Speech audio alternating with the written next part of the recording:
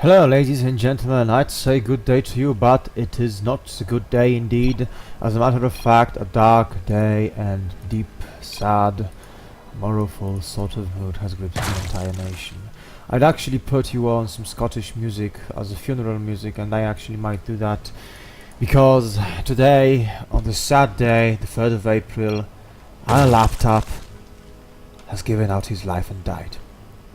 It was a good laptop, although very old, and it served its purpose, and now we're alone in the dark with only one PC, and it's sad.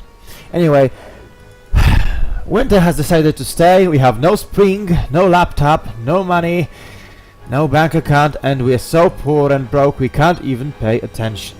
So, all these things considered, there's only one entertainment left for us in our life, and that entertainment is Starcraft, and a joyful, exceptional and splendid entertainment it is.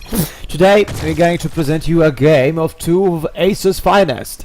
AcerBly, yeah, AcerBly versus AcerNerchio, ZvZ. Oh my god, if we ever see a Zerg versus Zerg matchup, we expect a lot of volatile, intensive and exciting action. I mean, it's the only matchup in this game when you practically see Zergling Micro as something absolutely standard, normal, typical and necessary to achieve victory. Well, both players are having some sort of small talk, never mind that. The important thing is, laptop's dead and we are left alone in the dark, only with our stationary PC. No laptop, no fun. We have to share it with another tenant. Well, that's the worst part of it, but never mind it.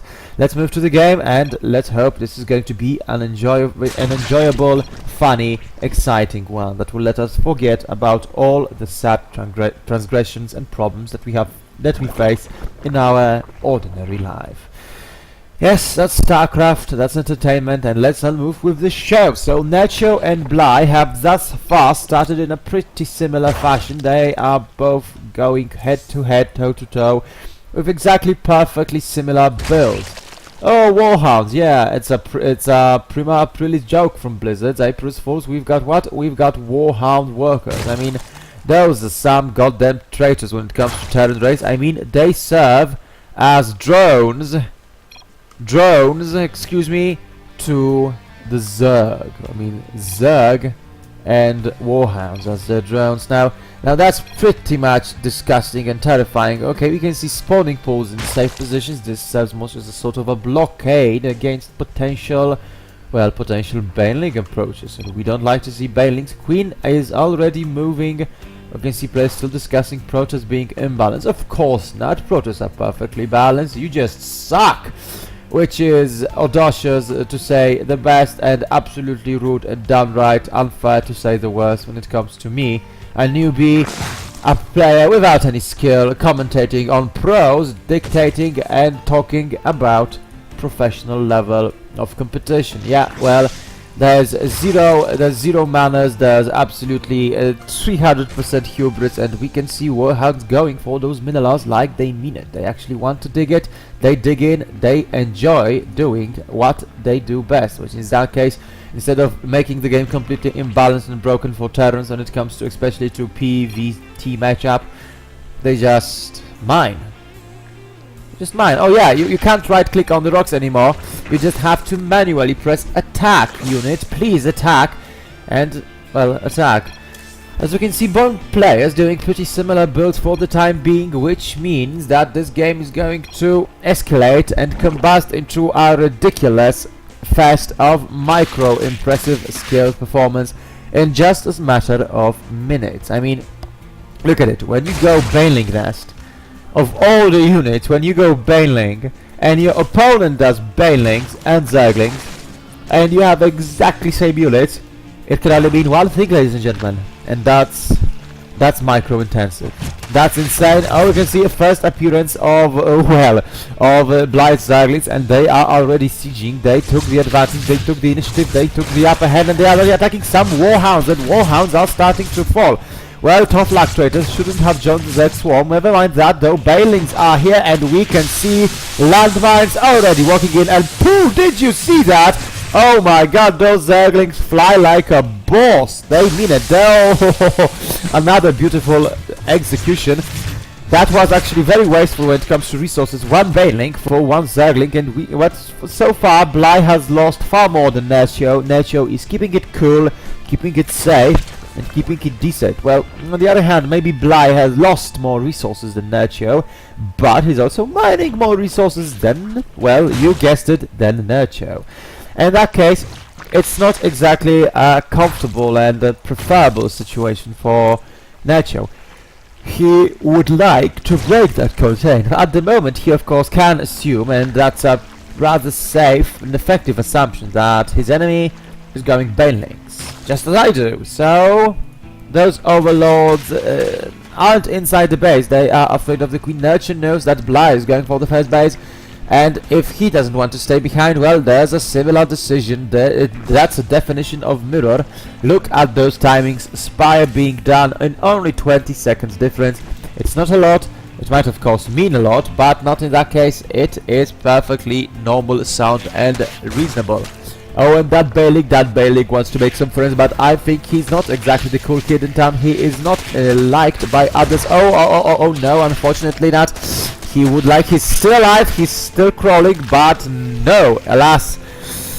Bly is under control. Bly is sending his own Bailings, and those Bailings are hitting other Bailings, and that's a baneception, if I can say so.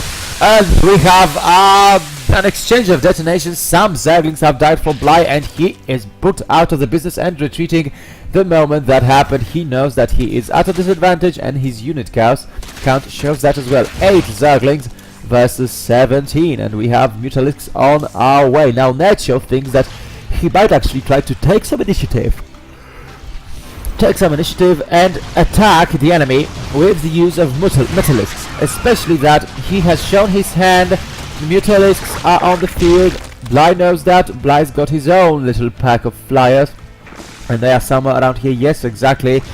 It's 8 Mutas versus 7 Mutas, and well, yeah, Nerchio is trying to intercept as many units as possible, deal as much casualties as humanly and Zerglingly, I think I should say, possible. We can see that overlords are already spewing their bile out of their mouths, and we can see first Mutalisk casualties for the time being 10 to 6. Bly is getting a little bit behind, although he equalized the resource lost half thanks to the kill of some of the Mutalisks.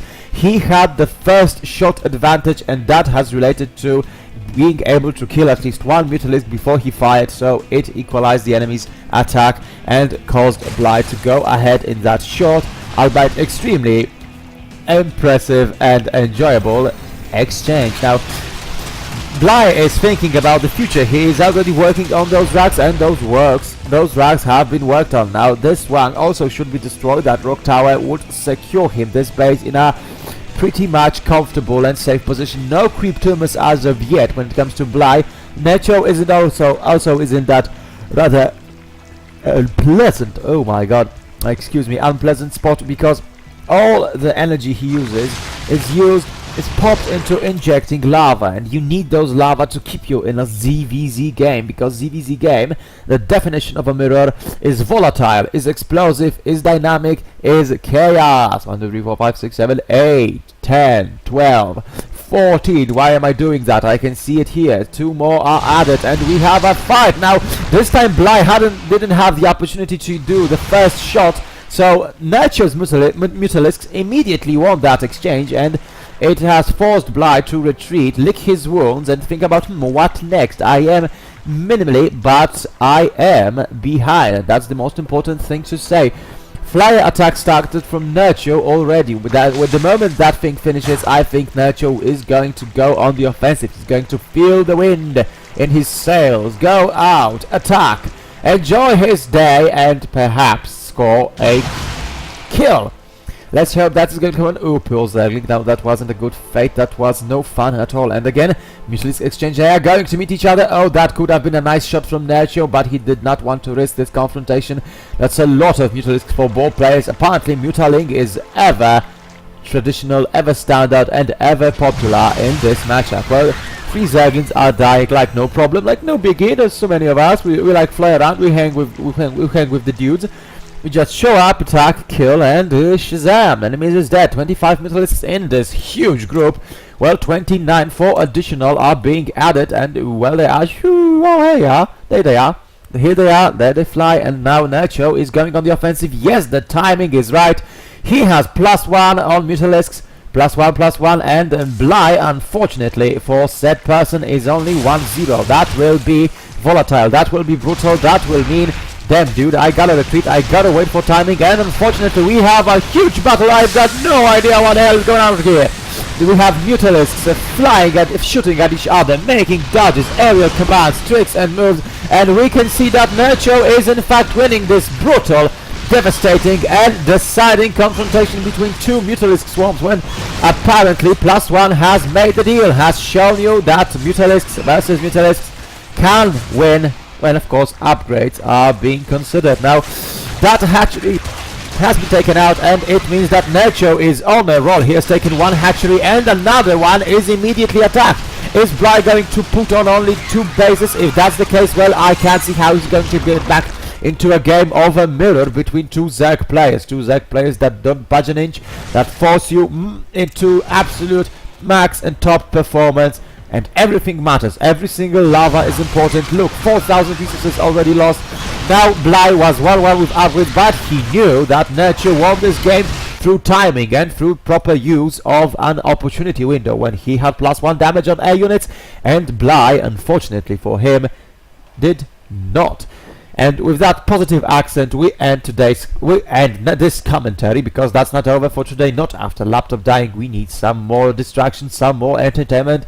And I am JJ, and dear viewers, I will see you around next time. Just in a moment. See you there.